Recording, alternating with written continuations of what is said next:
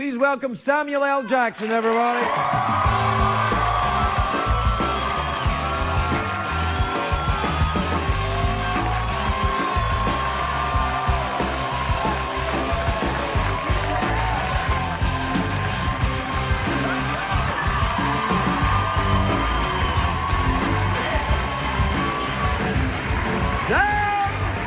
Sam. Happy holidays.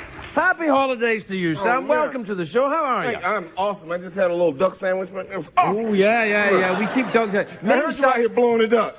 Well, that was a couple of nights ago. Ming Tsai was here, and we made some duck, and he left some sandwiches. Well, thank you, Yeah, guys. that duck's been lying around for a couple of days, though, buddy. Be careful. Listen, man, duck is like fried chicken. You put it in the refrigerator, hold it for a couple of days. Does it really? Awesome. You know what I like the next day is Chinese food. When you get Chinese food the next day, or pizza, cold pizza in the fridge the next day. That's the way you want to go, pal. You're looking at me like I'm crazy. What have I done? So when you do that, look at me. You eat haggis. Come on. No, haggis is not wrong. Haggis is just...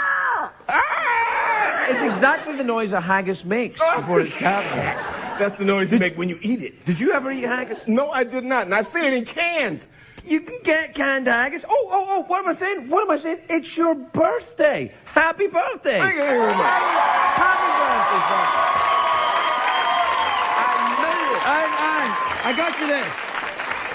I got you that. I made it to another one. Thank goodness. Yeah, I got you a feather that was lying behind my desk. A feather in my cap. Yeah, that was part of the duck sandwich, but much earlier on. That's not a duck feather. No, is it not? What kind of feather is that? It looks like a pigeon. A pigeon, you say? One of those New York pigeons. That's a big-ass pigeon. Now, tough New York that pigeon would eat you. You wouldn't eat a pigeon like that. Most of the ones in New York, I always felt that way about them anyway. Did you live in New York for a long time? Yeah, I did, yeah. Were you frightened of the pigeons there? No. I was more afraid of the sewer rats, or the rats down by the park.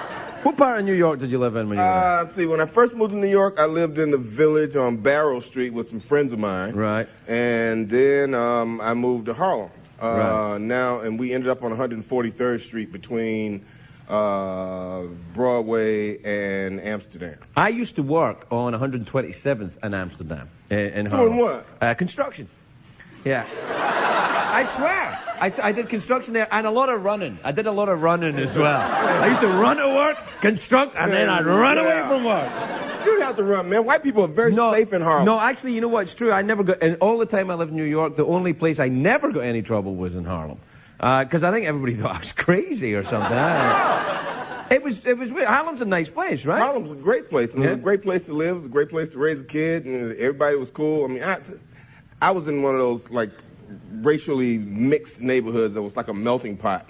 There were a lot of Puerto Ricans, a lot of Colombians, a bunch of black people. It was funny, too, because when my wife bought this house, we bought a brownstone on 143rd Street, and she bought it in the middle of winter.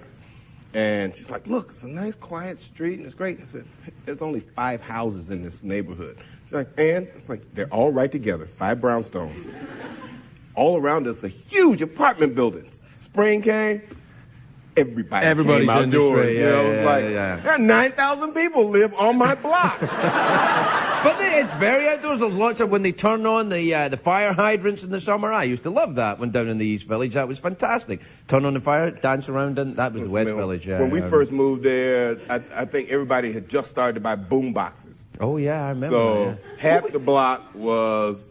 Sugar Hill Gang was boom, boom, boom, boom, boom, boom, doom, doom, doom, doom, doom, doom, doom. I started to hate that song. Yeah, all day, all night. That was that, and kids were buying those plastic things that were on a string. So,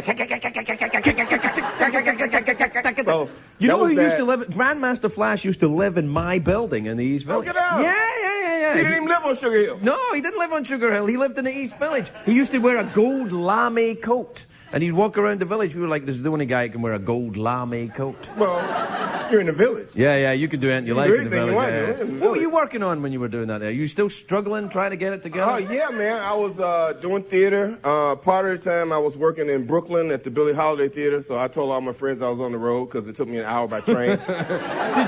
Did you ever, didn't you work on Cosby at some point? I worked on Cosby at the same time. Yeah. I was actually Bill's stand-in for 2 years, the first 2 years of the show. So I would go out on Mondays, write down all his moves, and then they would go away for 2 days, and we would do them as a family. We had a whole stand-in family, and we would do the show. So, like, you do a show, but it's a different... And then... and I'd actually put his sweaters on because they wanted to see if the sweater strobed or whatever, because he was wearing all those wild Coogee sweaters or whatever. Did you ever take any of the sweaters home with you? No, I didn't do anything. I didn't do anything to jeopardize that job.